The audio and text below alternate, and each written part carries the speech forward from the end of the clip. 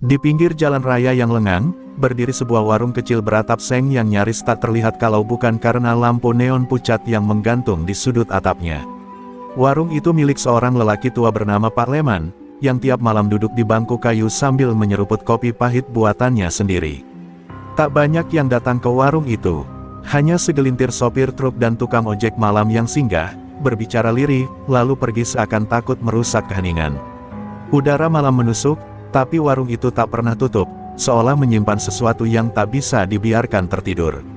Pak Leman bukan lelaki biasa. Tatapan matanya tajam, namun selalu tampak menyembunyikan luka lama yang tak pernah sembuh. Setiap malam ia mengelap meja dan bangku dengan tangan gemetar, bukan karena usia semata, tapi karena ingatan yang selalu datang menyergap di tengah kesunyian. Ia tidak banyak bicara, tapi matanya menyimpan cerita lebih banyak dari mulut manapun. Warung itu bukan sekadar tempat usaha, itu adalah tempatnya menebus dosa, tempatnya melarikan diri dari bayang-bayang darah masa lalu. Malam itu, seorang anak muda bertubuh kurus dengan jaket kulit sobek datang. Ujang, preman kecil-kecilan yang suka berlagak besar di hadapan orang lemah. Ia datang dengan langkah tak sopan, membuka kursi dengan kasar, dan langsung berseru, "Mi satu, cepat, Pak Tua." Tanpa sedikit pun memandang wajah Pak Leman. Pak Leman tak merespons, hanya menyalakan kompor gas kecil dan mulai merebus air. Tapi dalam hatinya, ada bara yang pelan-pelan mulai menyala. Ujang duduk sambil menggoyang-goyangkan kaki, memandangi sekitar warung dengan pandangan merendahkan. Warung kayak gini kenapa masih buka? Udah tua juga, nanti gue bantu tutupin deh kalau nggak bisa bayar, keamanan, gumamnya sinis. Pak Leman tetap diam, hanya matanya yang sedikit menyipit. Dalam diamnya, ia bisa membaca anak ini bukan sekadar bocah nakal, tapi bibit dari kehancuran yang dulu pernah ia kenal baik di tanah Madura. Setelah semangkuk mie instan panas tersaji, Ujang langsung menyantapnya sambil memainkan sendok seperti golok. "Gue ini orang penting di sini, Pak Tua. Besok-besok kalau gue datang, siapin makanan duluan ya," katanya sambil tertawa kecil. Usai makan, ia berdiri, mengeruk kantongnya yang kosong, lalu melambaikan tangan dengan angkuh. "Bayarnya besok aja, jangan khawatir, kan gue orang sini," katanya lalu pergi meninggalkan warung tanpa rasa bersalah. Pak Leman hanya berdiri menatap mangkuk kosong di meja. Tangannya gemetar, tapi bukan karena lelah. Di balik ketenangan wajahnya, ada bayang-bayang masa lalu yang kembali muncul, bayangan saat ia mengayunkan celurit di malam gelap, saat tubuh-tubuh roboh di tanah berdebu, dan saat darah menodai nama keluarganya. Ia menghela napas panjang, lalu duduk kembali, menatap lampu neon yang berkelip lemah. Malam terasa lebih dingin dari biasanya. Dari balik tirai warung, Bu Rini mengintip dengan cemas. Ia tahu siapa suaminya sebenarnya. Ia juga tahu, sekali bara itu menyala, takkan mudah dipadamkan. "Leman, jangan ulangi," bisiknya lirih dari balik tirai. Tapi Pak Leman tak menjawab. Ia hanya menatap kosong ke jalanan gelap, seolah menanti sesuatu yang ia tahu akan datang. Sesuatu yang tak bisa ia hindari. Malam itu warung tampak sepi seperti biasa. Tapi dalam kesepian itu, telah lahir benih pertumpahan darah. Dan Pak Leman tahu, diamnya bukan tanda takut, itu adalah sabar seorang harimau yang tak ingin bangun dari tidurnya. Tapi siapapun yang membangunkannya, harus siap menanggung akibatnya. Riko duduk di pos ronda yang sudah lama berubah fungsi menjadi markas kecil para preman jalanan. Di tangannya, sebatang rokok menyala dengan bara yang sama panasnya dengan kemarahan dalam dadanya. Ia mendengarkan laporan dari Ujang, anak buahnya, yang dengan bangga menceritakan betapa mudahnya menindas warung tua di pinggir jalan itu. Pemiliknya cuma orang tua lemah, cuma bisa melongo. "Gak ada nyali," kata Ujang sambil tertawa. Tapi Riko tidak tertawa, ia justru mengernyit. Warung itu berada di lokasi strategis, dan selama ini tak pernah mau setor uang keamanan. Itu cukup jadi alasan untuk mulai mengajarkan pelajaran. "Kita datangi malam ini. Gue mau lihat sendiri seberapa lemah si tua bangka itu," ujar Riko dingin, membuang abu rokok ke lantai kayu pos ronda. Ia adalah preman yang baru naik daun di kawasan itu. Ambisinya besar, tak peduli siapapun yang harus ia injak demi memperluas pengaruh. Ia tidak tahu, bahwa malam itu ia sedang menabur petaka di ladang yang salah. Tapi ia merasa tak terkalahkan, seperti raja tanpa mahkota di jalanan. Sementara itu, di warung kecil yang sama, Pak Leman sedang menata botol-botol kecap dan saus kerak kayu. Tangannya bekerja lambat tapi teratur. Bu Rini menyodorkan secangkir teh hangat, berharap bisa menenangkan hati suaminya yang sejak semalam terlihat makin murung. "Kalau mereka datang lagi, biar aku saja yang hadapi," katanya pelan. Tapi Pak Leman hanya menggeleng, "Tidak, Rini. Aku yang buka pintu neraka ini. Kalau memang mereka ingin masuk, biar aku yang jaga gerbangnya." Malam mulai turun, membawa kabut tipis yang menyelimuti jalanan. Jam menunjukkan pukul 11 ketika suara sepeda motor memecah kesunyian. 2 motor berhenti di depan warung. Riko turun lebih dulu, mengenakan jaket hitam dengan pisau kecil terselip di pinggang. Ia masuk tanpa salam, menatap Pak Leman dengan senyum remeh. "Warung lo belum tutup, Pak Tua." "Cocok banget, lagi pengen ngopi nih," katanya sambil langsung duduk di meja yang sama seperti Ujang kemarin. Pak Leman memandang Riko sebentar, lalu berjalan pelan ke belakang warung. Ia menyalakan kompor dan mulai merebus air. Bu Rini dari balik tirai menahan napas. Ia mengenali tatapan lelaki muda itu, tatapan haus kuasa, sama seperti banyak orang yang pernah menantang suaminya dulu, dan tak pernah kembali utuh. "Jangan hadapi mereka," bisik Bu Rini pelan. Tapi Pak Leman diam. Ia tahu, keheningan kadang lebih menakutkan daripada kemarahan. Riko mengetuk-ngetuk meja dengan pisau kecilnya. Pak Tua, gue denger lo belum pernah setor uang keamanan. Ini daerah gue, lo harus ngerti cara main di sini," katanya sambil mengedip ke Ujang. Suasana jadi tegang, tapi Pak Leman tetap sibuk menyiapkan kopi. Ia meletakkan cangkir itu perlahan di hadapan Riko, lalu menatapnya dalam-dalam. Mata itu bukan mata orang lemah, mata itu menyimpan badai. Sesaat, Riko terdiam. Entah kenapa, ada hawa dingin yang tiba-tiba menyergap tengkuknya saat mata mereka bertemu. Tapi harga diri sebagai preman membuatnya kembali membusungkan dada. "Minggu depan gue datang lagi. Siapkan uang, atau warung lo gue bongkar," katanya sambil tertawa kecil dan meneguk kopi yang disajikan. Lalu mereka pergi, meninggalkan suara knalpot yang menggema di antara malam. Pak Leman berdiri di ambang warung, memandang ke jalan yang kembali sepi. Ia menatap ke langit, seolah mencari jawaban di antara bintang-bintang yang mulai tertutup awan. Dalam hati, ia tahu, ia telah diberi waktu. Tapi waktu itu tidak panjang. Dan ketika saatnya tiba, darah mungkin harus kembali tumpah demi menegakkan kembali harga diri yang pernah ia kubur dalam-dalam. Sejak kedatangan Riko dan anak buahnya malam itu, suasana sekitar warung Pak Leman berubah mencekam. Warung yang dulu tenang kini jadi sasaran intimidasi. Beberapa malam berturut-turut, botol kosong dilempar ke atap, suara knalpot bising mengitari warung, bahkan ada coretan di dinding bertuliskan, "Bayar atau hancur." Bu Rini makin cemas, namun Pak Leman tetap tenang, seperti karang yang menantang ombak. Tapi ia tahu, ketenangan itu tak akan bertahan lama jika api benar-benar meledak. Tetangga-tetangga warung mulai menjauh. Mereka tahu siapa Riko, dan tak ingin ikut terseret. Beberapa sopir truk langganan pun mulai takut singgah, takut dirusak motornya atau diintimidasi. Warung itu perlahan sepi, bukan karena kehilangan rasa, tapi karena kehilangan rasa aman. Namun di balik sepi itu, Pak Leman justru semakin banyak duduk termenung, menatap celurit tua yang tergantung di belakang dapur, tertutup kain putih, belum disentuh sejak belasan tahun silam. Ujang dan 2 anak buah Riko datang lagi pada malam ketiga. Kali ini tidak untuk makan, tapi hanya berdiri di depan warung sambil menyalakan kembang api ke arah bangku pengunjung. "Bakar aja sekalian, biar tahu rasa," teriak salah satu dari mereka sambil tertawa. Pak Leman berdiri di ambang pintu, diam. Matanya menatap lurus ke arah mereka, tanpa gentar sedikit pun. Keheningan lelaki tua itu justru membuat Ujang gelisah, tapi ia menutupi dengan tawa. Di balik tirai, Bu Rini menitikkan air mata. Ia tahu, suaminya tidak pernah takut mati. Tapi yang ia takutkan adalah kebangkitan masa lalu yang pernah membuatnya kehilangan banyak teman, dan hampir kehilangan dirinya sendiri. "Leman, tolong jangan ulangi semua itu. Kita bisa pergi dari sini," pintanya pelan. Tapi Pak Leman hanya berkata singkat, "Kalau kita pergi, mereka akan pikir mereka menang. Dan kalau mereka menang, yang lain akan tumbang." Keesokan paginya, warung itu porak-poranda. Meja dibalikkan, kursi patah, dan toples-toples pecah berserakan. Tak ada yang melihat siapa pelakunya, tapi semua tahu siapa yang melakukannya. Bur ini berjongkok sambil memunguti pecahan kaca dengan mata sembab. Pak Leman berdiri lama di depan warung, lalu memandang celurit tua yang kini tak lagi ia sembunyikan. Ia menatapnya lama, seolah sedang berbicara dengan bayangan dirinya di masa lalu. Malam berikutnya, suasana berubah. Lampu warung diganti dengan lampu minyak, remang-remang dan misterius. Pak Leman duduk di bangku kayu dengan secangkir kopi pahit dan celurit tua di pangkuannya, dibungkus kain lusuh, tapi sudah tidak tergantung lagi. Ia tahu, malam ini bukan malam biasa.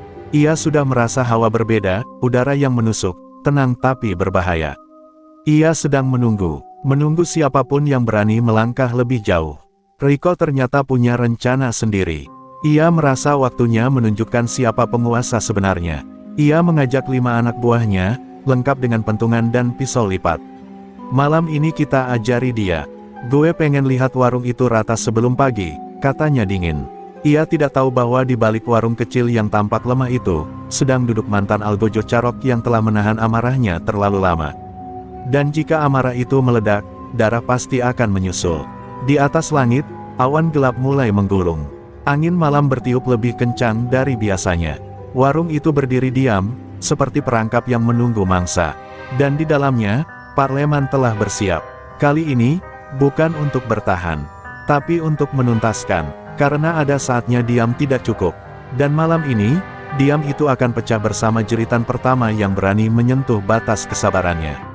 Angin malam berdesir dingin, membawa bisikan yang seolah memperingatkan, malam ini bukan malam biasa. Warung Pak Leman berdiri dalam sunyi, diterangi hanya oleh lampu minyak yang bergoyang tertiup angin. Celurit tua kini berada di atas meja, kain penutupnya terbuka, memperlihatkan kilauan logam yang menua namun masih tajam. Pak Leman duduk di kursi kayu, tatapannya menembus gelap. Bukan lagi lelaki renta pemilik warung, tapi bayang masa lalu yang dulu ditakuti di tanah Madura, mantan jago Carok yang dijuluki Bajingan Langit. Dari kejauhan, suara motor mendekat. 4 motor berhenti tepat di depan warung. Menumpahkan 6 lelaki beringas dengan tatapan buas. Di antara mereka, Riko melangkah paling depan, senyum sinis terukir di bibirnya. Lo masih di sini, Pak Tua. Harusnya tadi malam lo udah pergi. Bentaknya, tapi Pak Leman hanya berdiri pelan, mengambil celurit dan menaruhnya di pinggang, seperti mengenakan sabuk kehormatan lama yang akhirnya dipakai kembali setelah dikubur bertahun-tahun. Warung ini bukan milik kalian. Dan aku bukan orang yang kalian bisa injak, ujar Pak Leman, suaranya pelan namun tajam. Riko tertawa terbahak-bahak, menyangka ia sedang menghadapi lelaki putus asa yang mencoba sok berani. Ia memberi aba-aba pada anak buahnya untuk mulai membalik meja, merusak rak, dan melempar barang-barang. Tapi belum sempat 1 piring pun jatuh ke tanah, bayangan Pak Leman telah bergerak cepat seperti petir memecah langit malam. Dengan 1 putaran kaki dan teriakan pendek, Pak Leman menghantam dada Ujang dengan ujung meja kayu. Tubuh Ujang mental dan menghantam tembok warung. Sontak suasana berubah. Riko kaget, tak percaya dengan apa yang dilihatnya. Tapi sebelum sempat menarik pisau lipat dari saku, celurit Pak Leman sudah berputar dan menebas bahu anak buah lain yang mencoba menyerang dari samping. Jeritan pertama pun pecah, mengoyak keheningan malam seperti awal dari badai. Pak Leman tidak berhenti, gerakannya seperti tarian maut, setiap langkah diiringi goresan celurit atau pukulan telak. 2 orang tumbang bersimbah darah, 1 lari terbirit-birit meninggalkan temannya. Riko akhirnya bergerak maju, menendang meja ke arah Pak Leman dan menyerangnya dengan pisau. Tapi celurit tua itu lebih dulu beraksi, menangkis dan membalik arah serangan hingga pisau Riko terlempar ke tanah. Kini mereka berdiri berhadapan, tua dan muda, tapi nyali bukan soal umur. Riko mundur beberapa langkah, kakinya gemetar. Lo, siapa lo sebenarnya? Desisnya dengan napas tercekat. Pak Leman melangkah pelan, matanya seperti bara api. Aku adalah dia yang pernah membuat Carok di Madura berhenti sehari. Aku yang pernah dipanggil oleh kepala desa hanya untuk menghentikan perang antar kampung. Dan sekarang, kau bangunkan aku lagi. Riko pucat, tubuhnya lunglai, ia tak lagi merasa jadi penguasa jalanan malam itu. Darah membasahi tanah depan warung. 2 anak buah Riko tergeletak dengan luka parah, 1 pingsan, 1 lagi kabur tanpa menoleh. Riko sendiri terduduk lemas, tak mampu berdiri. Pak Leman berdiri di depannya, celurit masih meneteskan darah. Tapi ia tidak menghabisinya. Pergi, Dan katakan pada semua preman lain, warung ini bukan tempat bermain, katanya dingin, lalu berbalik masuk ke warungnya tanpa sedikit pun rasa bangga atas kemenangan brutal itu. Bu Rini berdiri di pintu, memandang suaminya dengan mata yang basah. "Kamu kembali," bisiknya pelan. Tapi Pak Leman tak menjawab. Ia hanya meletakkan celurit di atas meja, menutupnya kembali dengan kain putih, lalu duduk. Di luar, Riko terseok menjauh, membawa luka di badan dan trauma dalam jiwa. Malam itu, warung Seng kecil menjadi saksi bahwa tak semua yang tampak lemah bisa diinjak. Karena kadang, diam menyimpan badai, dan badai itu baru saja dilepaskan. Pagi harinya, suasana pasar geger. Kabar tentang penyerangan di warung 24 jam milik Pak Leman menyebar cepat, seperti api yang disiram bensin. Orang-orang bercerita dengan nada tak percaya, bahwa Riko dan anak buahnya dihajar habis-habisan oleh lelaki tua yang selama ini dianggap hanya pemilik warung biasa. "Celuritnya melayang kayak bayangan," ujar seorang saksi yang mengintip dari kejauhan. Seketika, rasa takut terhadap Riko berubah jadi kekaguman pada sosok Pak Leman. Warung yang semalam penuh darah kini justru dipenuhi pelanggan. Sopir truk, tukang sayur, hingga satpam komplek mulai berdatangan bukan hanya untuk ngopi, tapi untuk menyaksikan langsung tempat kejadian yang mulai dianggap keramat. Pak Leman tak banyak bicara. Ia hanya melayani seperti biasa, namun sorot matanya dingin dan penuh perhitungan. Ia tahu, malam itu belum akhir. Kekacauan belum selesai. Kemenangan justru awal dari badai yang lebih besar. Sementara itu, Riko tak muncul. Ia dilarikan ke bengkel tua tempat biasa nongkrong, tangan diperban dan wajah penuh memar. Ia diam, tak banyak bicara, hanya menatap kosong. Salah satu anak buahnya menyarankan balas dendam, namun Riko menggeleng lemah. "Kalian gak tahu siapa yang kita lawan," katanya lirih. "Dia itu bukan orang biasa. Dia bukan manusia biasa. Dia legenda." Untuk pertama kalinya, kata-kata takut keluar dari mulut seorang preman. Nama Leman Carok kembali mencuat. Orang-orang tua di sekitar pasar mulai bersuara, mengenang masa lalu yang sengaja dilupakan. Mereka bercerita tentang seorang jagoan Madura yang dulu pernah menumbangkan 6 pendekar dalam satu malam, hanya demi membela kehormatan keluarganya. Dia hilang bertahun-tahun setelah menikah dan berjanji tak akan lagi mengangkat celurit, kata seorang kakek. Kini, nama itu bangkit dari kuburnya. Bu Rini mencoba menenangkan suaminya, tapi ia tahu terlalu banyak luka yang kembali terbuka. "Kamu sudah janji akan hidup tenang, Mas," ucapnya dengan suara parau. Namun Pak Leman hanya duduk termenung, memandangi celurit yang kini disimpan di dalam kotak kayu di atas lemari. "Dulu aku bertarung untuk bertahan. Sekarang aku harus bertarung agar tidak diinjak," jawabnya lirih. Ia tidak menikmati kekerasan, tapi ia tidak akan lari darinya. Malam berikutnya, sebuah mobil hitam berhenti diam-diam di ujung gang. Di dalamnya, seorang lelaki bertubuh besar dengan tato ular di leher sedang mendengarkan cerita anak buah Riko. Namanya Jeffrey, preman senior yang selama ini berada di balik jaringan pengamanan gelap terminal dan pasar. Leman Carok, ya, kalau benar dia yang bangkit, berarti ini bukan urusan receh, gumamnya. Ia pun memutuskan untuk turun tangan sendiri, demi mengembalikan ketakutan yang mulai luntur. Di warung, Pak Leman menyapu halaman dengan pelan. Ia bisa merasakan mata-mata mulai mengawasinya.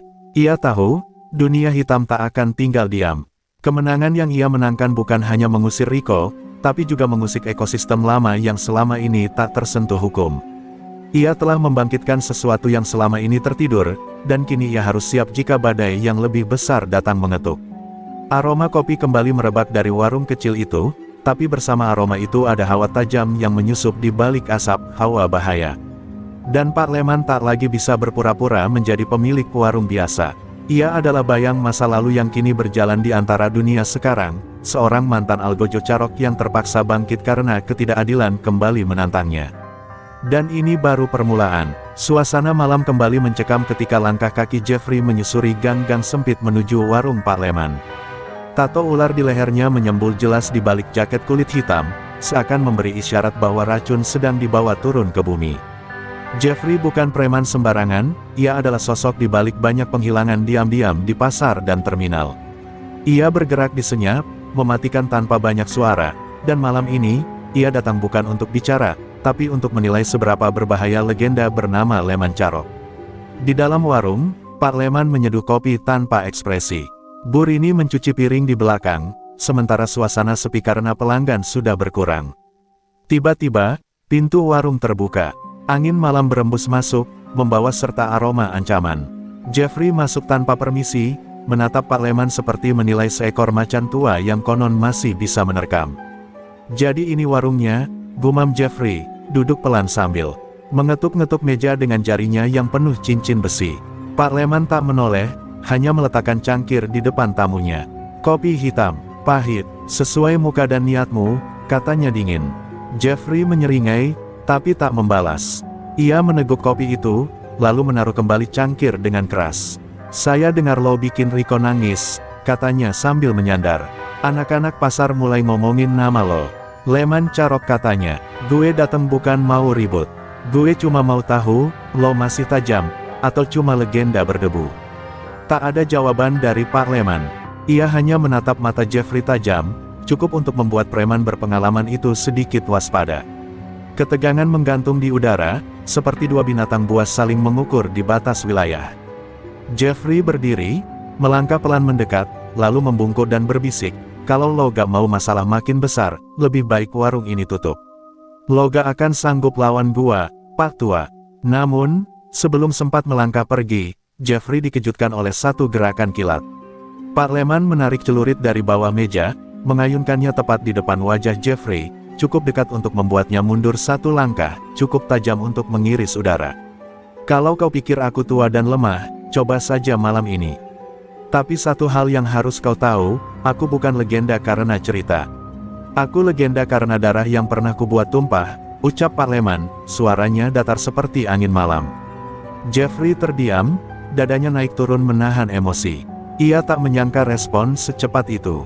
Tidak banyak orang yang berani mengacungkan senjata ke arah Jeffrey dan masih hidup untuk menceritakannya. Tapi kali ini, ia tidak mencari pertarungan. Belum, ia tersenyum miring, lalu melangkah mundur sambil berkata, baiklah. Lo lulus uji nyali, tapi ini belum selesai. Lo udah bikin goyah sistem gue. Dan sekarang, lo harus siap lihat apa itu neraka. Saat Jeffrey keluar dari warung, suasana terasa lebih dingin dari biasanya. Langkahnya berat, namun penuh perhitungan. Ia tahu, melawan Leman secara langsung bukan pilihan bijak. Maka ia mulai menyusun rencana, menyebar ancaman, dan mengumpulkan preman-preman dari luar kota. Perang akan terjadi, bukan hanya antara dua lelaki, tapi antara dunia lama dan dunia baru.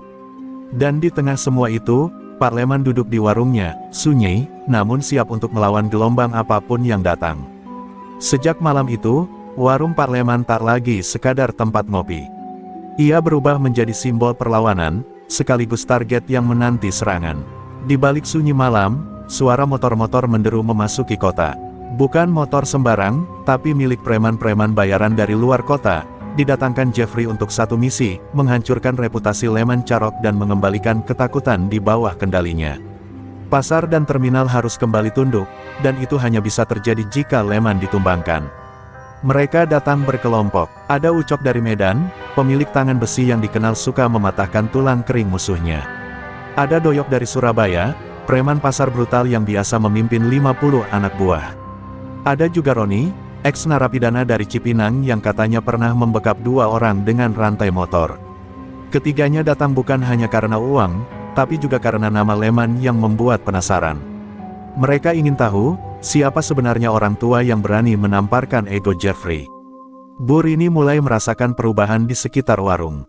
Pandangan mata orang-orang mulai gelisah, suara sapa jadi lebih pelan, dan tukang ojek yang biasa nongkrong di depan memilih mundur ke gang. Mas, kenapa mereka banyak yang menatap curiga? Apa kau kembali menjadi dirimu yang dulu? Tanya Bu Rini lirih suatu malam. Pak Leman hanya diam, lalu mengelus pipi istrinya. Aku bukan kembali, aku dipaksa kembali. Tapi tenang, selama aku masih berdiri, tak akan ada yang bisa menyentuhmu. Sementara itu, Ucok dan Doyok sudah mulai membuat keributan kecil di pasar.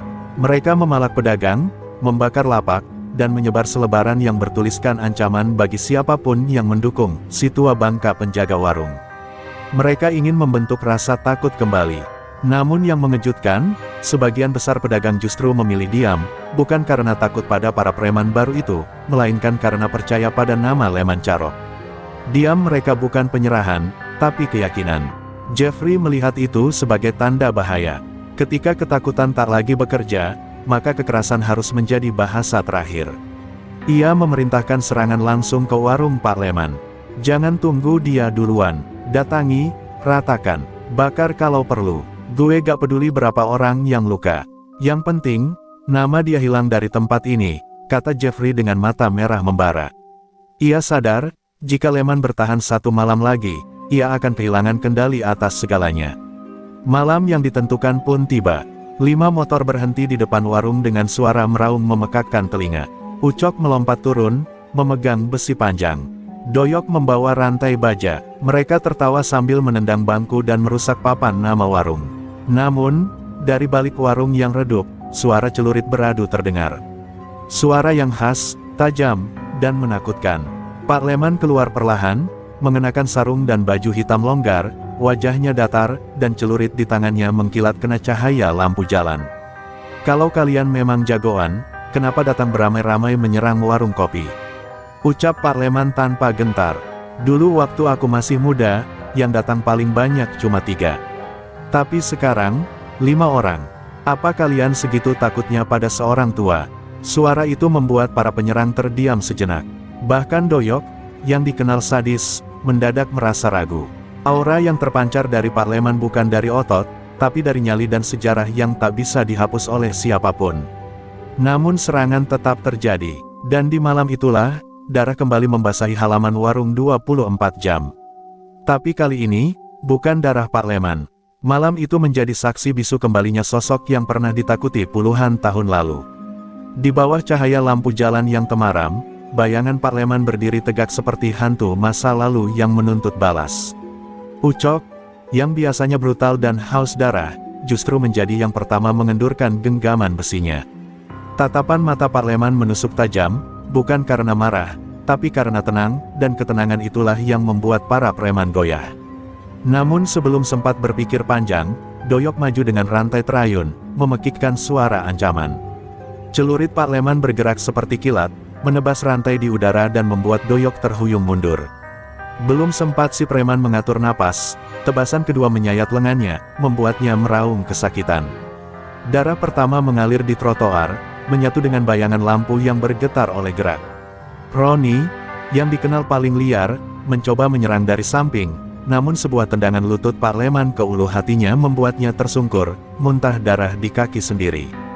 Dalam hitungan detik, medan tempur itu berubah menjadi pembantaian sepihak. Ucok akhirnya memberanikan diri maju, mengayunkan besi ke kepala Pak Leman. Tapi pria tua itu menunduk, memutar badan, dan menyayat paha Ucok hingga ia roboh memeluk luka. Jeritannya menggema sampai ke gang sebelah, membuat beberapa warga yang diam-diam mengintip dari jendela langsung menutup kembali tirai mereka. Bu Rini, dari balik warung, menahan air mata sambil menggenggam dada. Ia tahu lelaki yang dicintainya telah kembali menjadi Leman Carok sepenuhnya malam ini. Tanpa banyak suara, tubuh-tubuh terkapar di sekitar warung. Doyok merangkak menjauh, meninggalkan jejak darah seperti siput luka. Roni sudah pingsan, dan Ucok terengah-engah menahan sobekan dalam di kakinya. Pak Leman berdiri di tengah-tengah mereka, napasnya berat tapi matanya masih tajam. Kembalilah ke tempat kalian berasal, ucapnya lirih, namun terdengar seperti palu godam di dada para preman. Beritahu Jeffrey, aku belum mati. Dan aku tak akan mati sebelum mengubur semua ketakutan yang kau tebarkan. Beberapa pemuda kampung akhirnya berani keluar, membantu mengangkat tubuh-tubuh yang tak berdaya. Wajah mereka antara ngeri dan kagum. Pak Leman, itu luar biasa, bisik salah satu dari mereka. Tapi Pak Leman hanya menatap langit, menahan pergolakan di dadanya sendiri.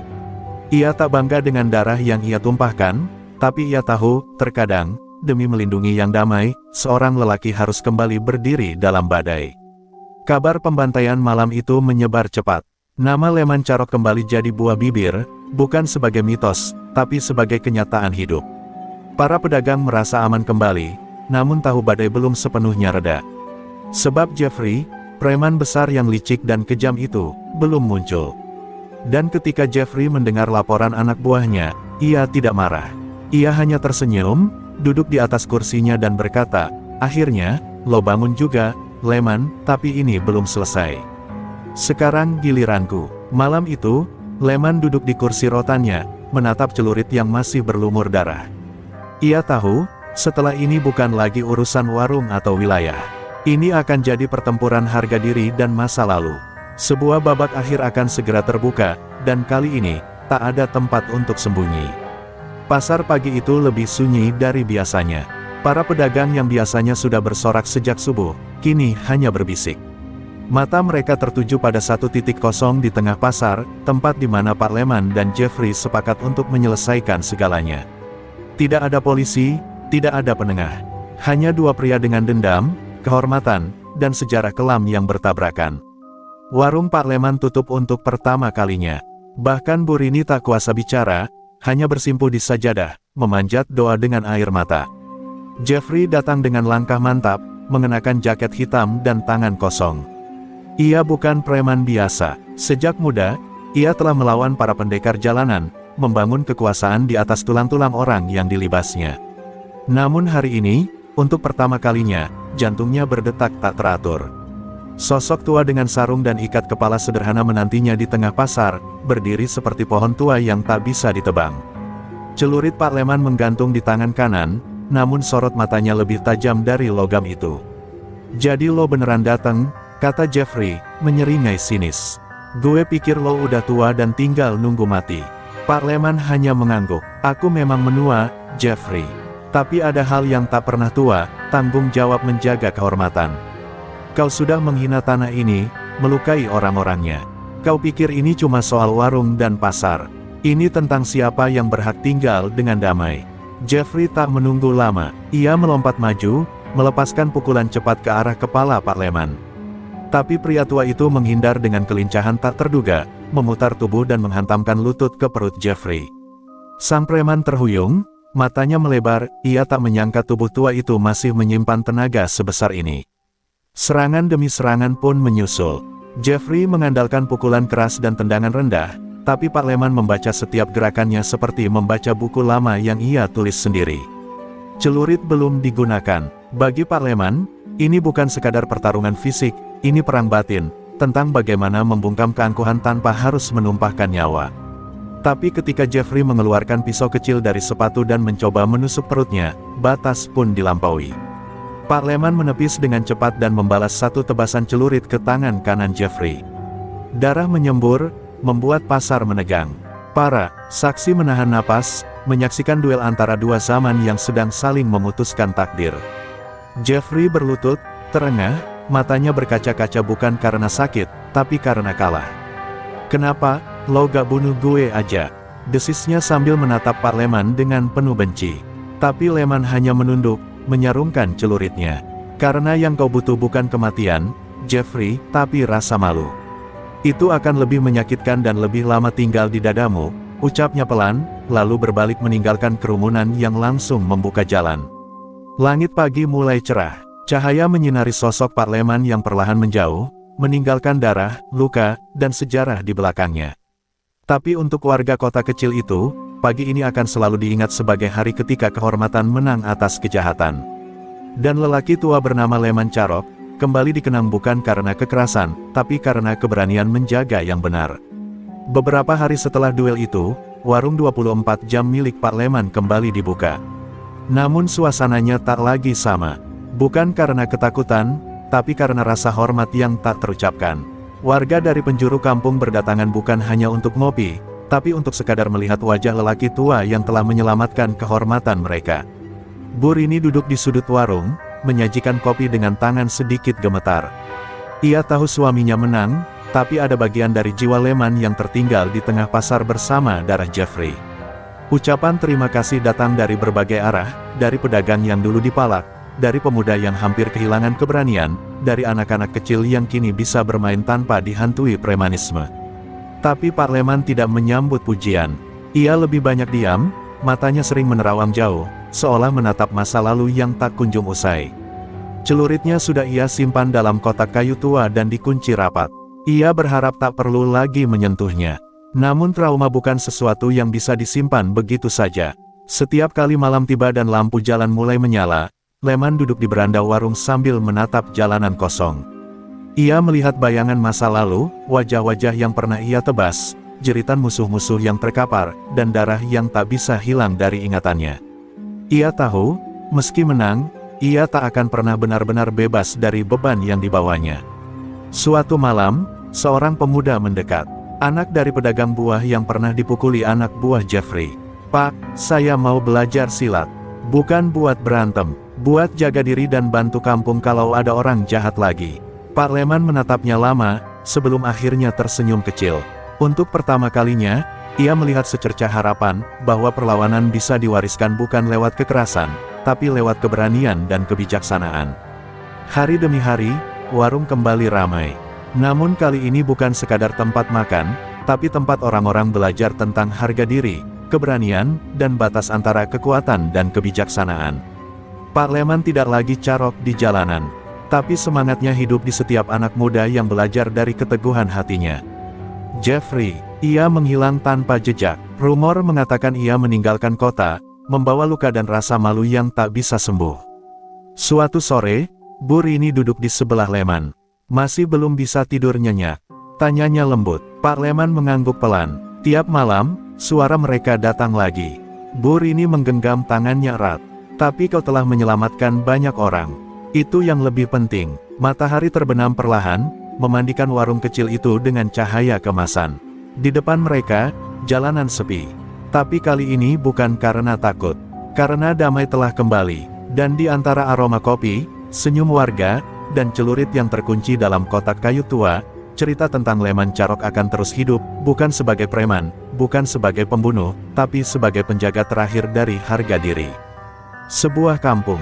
Beberapa bulan setelah kejadian itu, kabar tentang Pak Lehman menyebar hingga keluar kota.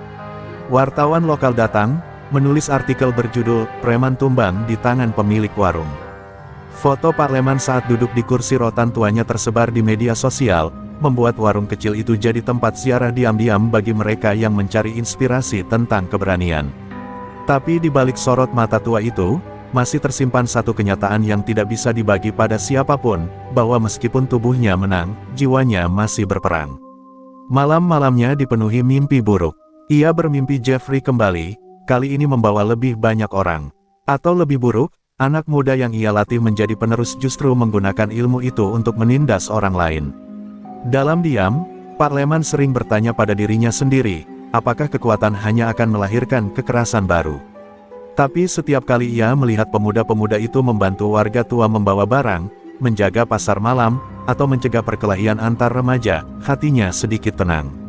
Suatu malam, saat hujan turun deras dan suara petir menggelegar, seseorang mengetuk pintu warung. Bu Rini membuka pintu, dan di balik tirai air hujan berdiri sosok laki-laki kurus dengan luka lama di tangan kanan, Jeffrey. Ia datang bukan dengan amarah, tapi dengan kepala tertunduk. "Saya gak punya tempat lagi, Pak.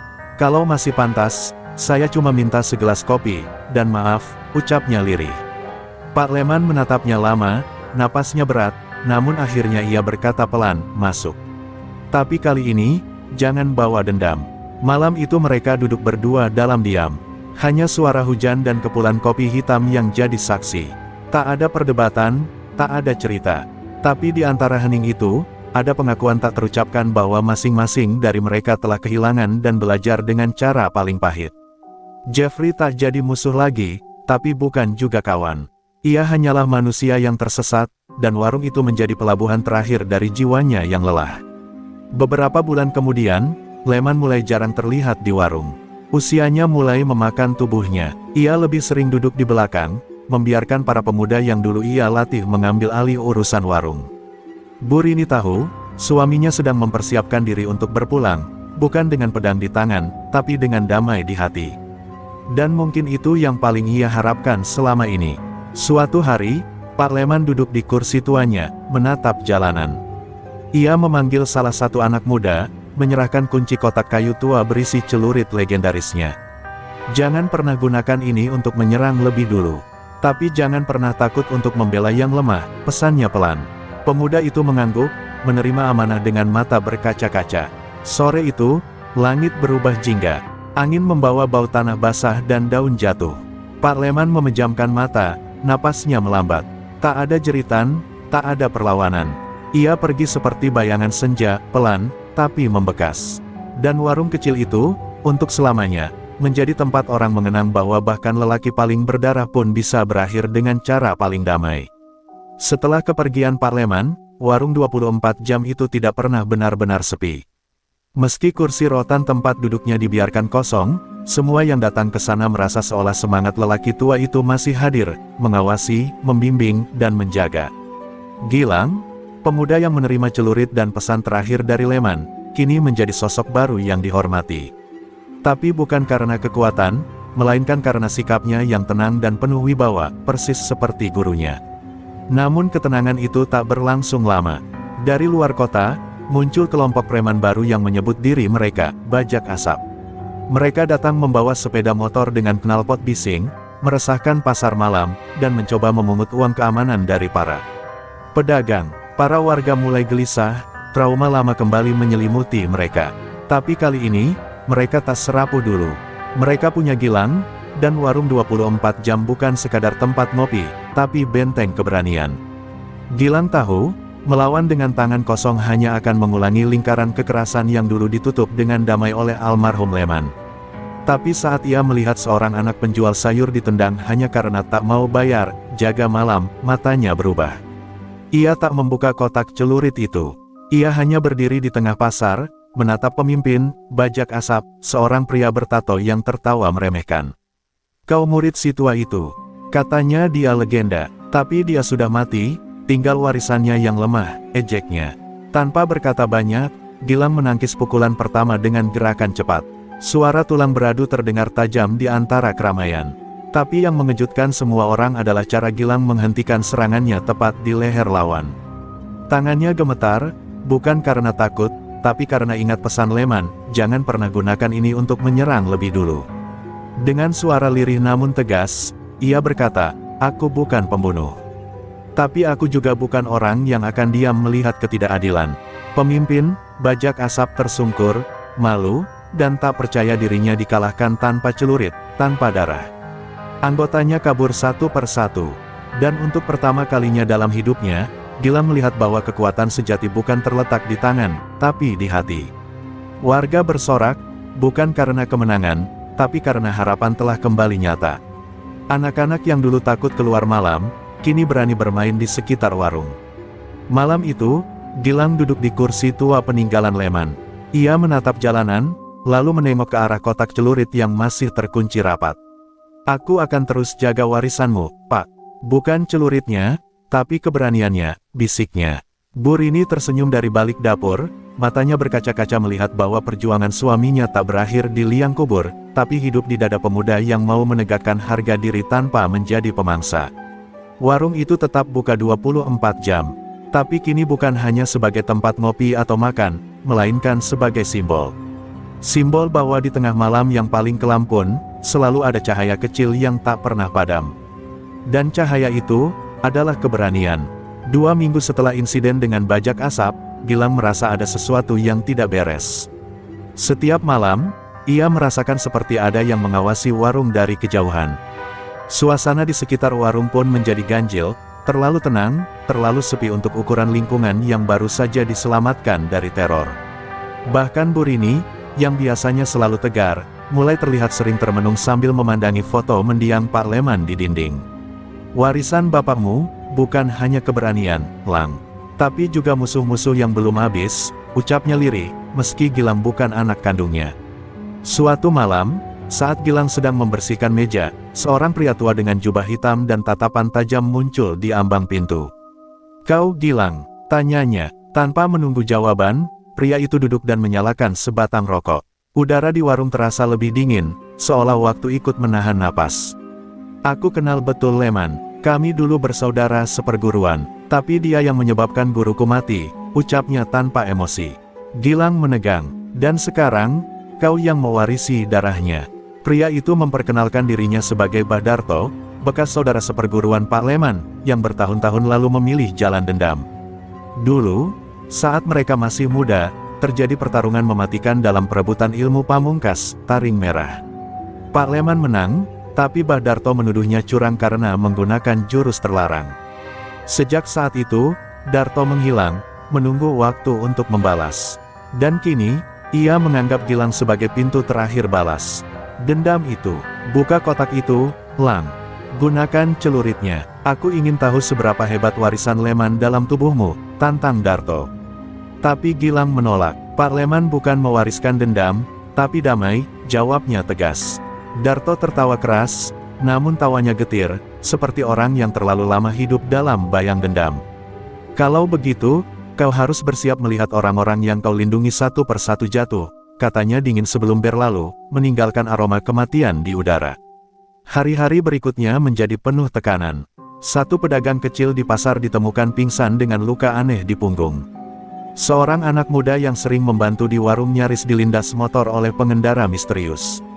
Semua tahu ini ulah Mbah Darto, tapi tak ada bukti. Gilang mulai goyah.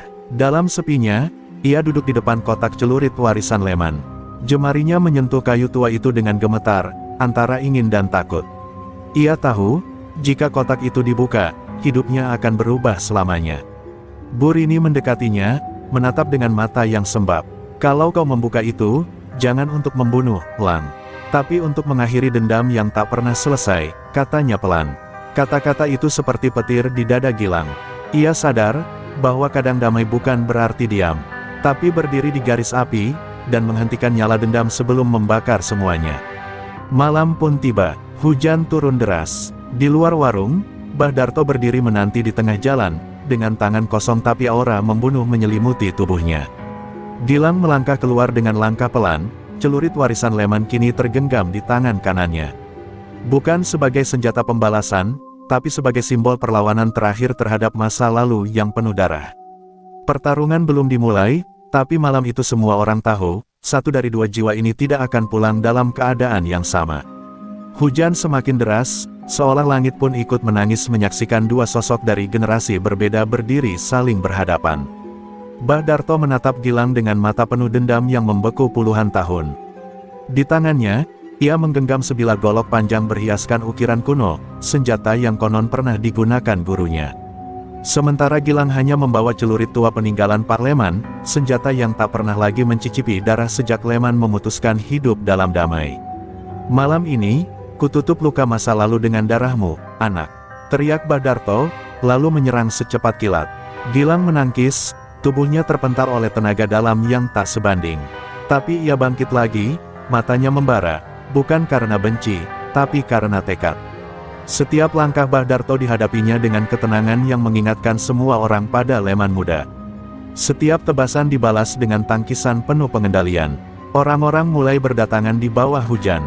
Mereka berdiri diam, menyaksikan pertarungan yang tak hanya mempertaruhkan nyawa, tapi harga diri dan masa depan kampung. Burini menggenggam erat payungnya, wajahnya pucat tapi matanya tak lepas dari Gilang. Kau harus selesaikan ini, Lang. Tapi jangan jadi seperti dia, gumamnya lirih, seolah bicara pada diri sendiri maupun arwah suaminya. Dalam satu momen, Mbah Darto berhasil menebas pundak Gilang. Darah mengucur deras, membuat hujan yang turun seperti berubah menjadi merah. Tapi Gilang tak menyerang balik. Ia hanya berdiri dan menatap Darto dengan mata yang tenang. Kalau memang dendammu belum selesai, bunuh aku. Tapi jangan ganggu orang-orang di sini lagi. Mereka tidak ada urusannya dengan masa lalumu, ucap Gilang sambil membuka kedua tangannya. Darto terdiam, goloknya terangkat tinggi, siap menebas kepala Gilang. Tapi tangannya gemetar. Di wajah Gilang, ia melihat bayangan Leman muda, bukan sebagai musuh, tapi sebagai saudara seperguruan yang dulu pernah tertawa bersamanya di bawah pohon randu. Suara gemuruh, petir memecah langit, dan di tengah gemuruh itu, Darto menjatuhkan goloknya. Ia berlutut, air matanya bercampur hujan. Aku kalah, bukan olehmu, tapi oleh dia yang masih hidup dalam dirimu. Tangis Darto meledak seperti bendungan yang jebol. Semua dendam yang dipendamnya selama puluhan tahun hancur hanya oleh ketulusan seorang anak muda yang tak memilih balas dendam. Warga bertepuk tangan, bukan karena kemenangan, tapi karena pertarungan itu tidak berakhir dengan kematian. Gilang berdiri lemas, Tapi senyumnya merekah, senyum yang membuat warung 24 jam itu kembali punya arti, tempat damai yang lahir dari luka. Malam itu, Gilang duduk di depan warung. Celurit lemon ia taruh di meja, berdampingan dengan secangkir kopi hangat. Bu Rini datang dan menyelimuti pundaknya. Sudah selesai, Lang. Kau bukan bayangan siapapun. Kau dirimu sendiri. Dan langit pun akhirnya cerah, meski tanah masih basah. Tapi dari tanah yang basah itulah, tumbuh generasi baru yang tak melanjutkan dendam, melainkan keberanian. Sebulan telah berlalu sejak pertarungan malam hujan itu. Mbah Darto menghilang tanpa jejak setelah menyerahkan goloknya kepada Gilang, sebuah simbol bahwa dendamnya telah usai. Warung 24 jam kini kembali ramai, bukan hanya sebagai tempat makan, tapi sebagai simbol kedamaian. Anak-anak muda datang tidak sekadar untuk ngopi, tapi untuk belajar bela diri dari Gilang yang mulai membuka pelatihan gratis. Warung itu telah menjelma menjadi pusat harapan baru bagi warga sekitar.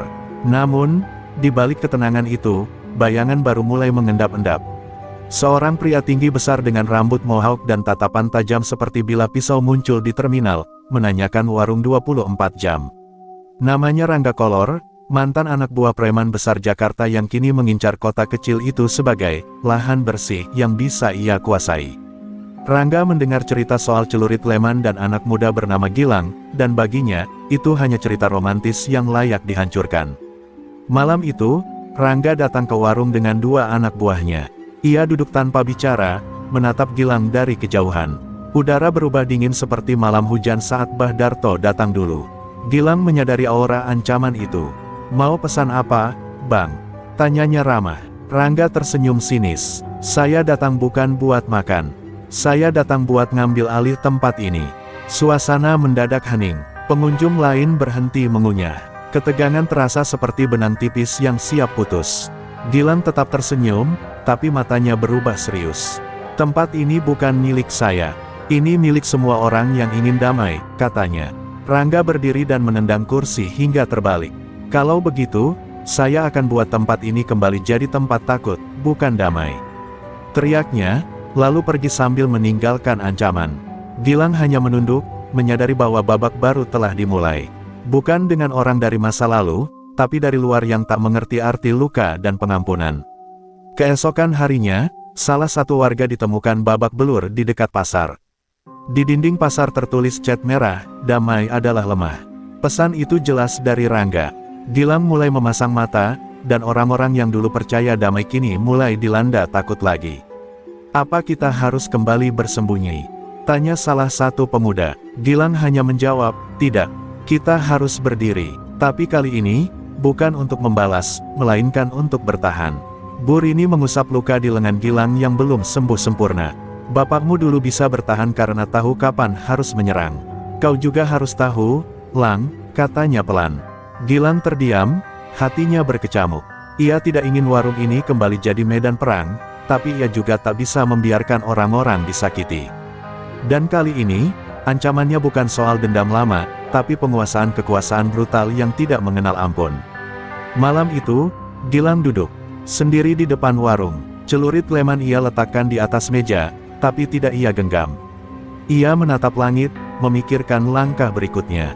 Dari kejauhan, suara motor bising mendekat. Rangga dan anak buahnya datang lagi, tapi bukan untuk makan. Gilang berdiri perlahan, tanpa senjata di tangan. Kalau memang harus kau rebut tempat ini, silakan. Tapi lewati aku dulu, ucapnya tenang.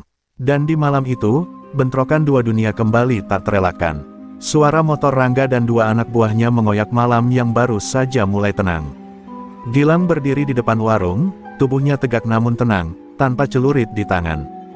Di belakangnya, beberapa pemuda kampung mulai berdatangan, bukan dengan senjata, tapi dengan keberanian. Mereka tahu, malam ini bukan hanya tentang Gilang, ini tentang mempertahankan tempat yang telah memberi harapan baru. Rangga turun dari motor, langkahnya mantap seperti raja jalanan. Ia langsung menatap Gilang tajam. Kau keras kepala juga ya, bocah. Sudah dikasih waktu, masih berani berdiri di depan gue. Gilang tidak menjawab, tatapannya tidak takut, justru menantang, namun tetap tenang. Aku cuma ingin tahu, apa kau pernah kehilangan seseorang karena dendam? Tanya Gilang. Rangga terdiam sesaat, tapi tawa sinisnya segera pecah. Ngomong kosong. Tanpa aba-aba, salah satu anak buah Rangga maju dan memukul Gilang tepat di perut. Gilang terhuyung, namun tidak jatuh. Darah segar keluar dari bibirnya, tapi ia tetap berdiri. Warga mulai panik, beberapa hendak maju, namun Gilang mengangkat tangan, meminta mereka mundur. Kalau tempat ini harus berdarah, biarlah darahku yang jatuh dulu, ucapnya pelan namun terdengar jelas oleh semua. Tiba-tiba, seorang pemuda dari arah warung, Seno, yang dulunya pernah menjadi kenek preman pasar, maju dan menghadang. Udah cukup, ini kampung kami, Bang. Mau rebut warung, silakan, tapi lewati kami semua dulu. Teriaknya, satu persatu warga mulai maju berdiri di samping Gilang, membentuk barisan manusia. Mata Rangga mulai menyipit, melihat bahwa ini bukan sekadar pertarungan fisik, ini perlawanan jiwa. Anak buah Rangga kembali maju, tapi kali ini warga sudah siap. Mereka tidak membawa senjata, hanya keberanian dan persatuan. Bentrokan kecil tak terhindarkan, saling dorong, saling pukul, namun tidak ada satupun yang mundur. Gilang akhirnya menarik napas dalam dan melempar satu tendangan balik ke arah anak buah Rangga, membuatnya terjatuh. Ini bukan lagi tentang bertahan, ini peringatan bahwa mereka bisa melawan. Di tengah kekacauan itu, celurit peninggalan Leman tiba-tiba tergeletak di tanah. Rangga melihatnya, lalu tersenyum sinis. Ia mengangkatnya dan melangkah ke arah Gilang. Mau kau warisi nama besar, tapi ternyata lemah. Bentaknya. Gilang menatap celurit itu, lalu Rangga. Kekuatan bukan dari senjata, tapi dari niat untuk tidak menyakiti, jawabnya. Namun ketika Rangga mencoba menyerang dengan celurit itu, Gilang bergerak cepat. Dengan satu gerakan silat warisan almarhum ayahnya, ia menjatuhkan Rangga dan merebut celuritnya kembali. Rangga terhempas ke tanah, celurit mengarah ke lehernya. Tapi Gilang tak menebas. Ia hanya menatap dalam. Aku bukan pembunuh, Rangga. Aku penjaga. Dalam tatapan itu, Rangga melihat sesuatu yang membuatnya gentar keyakinan. Hening menyelimuti malam yang barusan dipenuhi kekacauan. Rangga bangkit perlahan, wajahnya tak lagi menyeringai. Ia berjalan pergi tanpa berkata sepatah kata pun. Anak buahnya menyusul dalam diam. Warga bersorak kecil, tapi Gilang hanya memeluk celurit Leman dan menunduk. Ia tahu, ini belum akhir. Tapi malam ini, warung damai tetap berdiri. Dan keberanian, sekali lagi, menang. Malam itu, suasana di warung 24 jam kembali tenang, meskipun bayangan pertempuran baru saja berlalu. Gilang duduk di meja, menatap celurit Leman yang masih tergeletak di depannya, sebuah senjata yang kini bukan hanya milik masa lalu, tetapi simbol dari perjalanan panjang yang penuh dengan darah dan luka. Warga yang sebelumnya bergemuruh kini kembali melakukan aktivitas mereka, namun ketegangan tetap terasa, seolah angin malam membawa pesan yang belum selesai. Namun, ketenangan itu tak berlangsung lama. Esok harinya, Gilang mendapat kabar bahwa rumah Bu Rini telah dibakar. Api membakar sebagian besar bagian depan rumah, dan meskipun warga berusaha memadamkan, kerusakan sudah cukup parah. Tidak ada korban jiwa, namun kebakaran itu jelas pesan, satu peringatan keras. Rangga Kolor, yang semalam pergi dengan kekalahan, kini kembali dengan cara yang lebih kejam dan tanpa kompromi. Gilang merasa hatinya tercekat, namun ia tak bisa membiarkan ketakutan menguasai. Ini bukan sekadar dendam, Lang. Ini ancaman untukmu, kata Seno, yang datang dengan wajah cemas. Gilang hanya mengangguk pelan, matanya penuh perhitungan. Aku tahu, dia ingin membuat kami takut. Tapi kalau kami semua mundur, berarti kami sudah kalah. Di luar, suara kendaraan besar terdengar semakin mendekat. Gilang berdiri, memandang ke arah jalan utama. Rangga pasti sudah mempersiapkan sesuatu yang lebih besar dari sekadar kekerasan fisik. Di kejauhan, sebuah truk besar berhenti. Di dalamnya, puluhan preman bersenjata lengkap turun dan mengelilingi warung. Mereka bukan hanya datang untuk mengintimidasi, mereka datang untuk meratakan segalanya. Rangga muncul dari balik kerumunan, berjalan dengan langkah berat seperti seekor predator yang siap menerkam. Sudah saatnya kalian menyerah. Aku sudah memberi peringatan, tapi kalian malah menantang, katanya dengan nada rendah, namun penuh ancaman. Gilang menatapnya tajam, namun kali ini ada sesuatu yang berbeda. Tak ada lagi kebingungannya, tak ada lagi keraguan. Kami tidak akan menyerah, ucapnya dengan penuh keyakinan. Jika kau ingin menghancurkan kami, hancurkan aku dulu.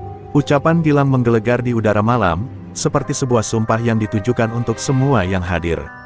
Para warga mulai berdiri, menyadari bahwa ini adalah ujian terakhir, saatnya untuk bertarung demi rumah mereka, untuk warung yang kini lebih dari sekadar tempat makan.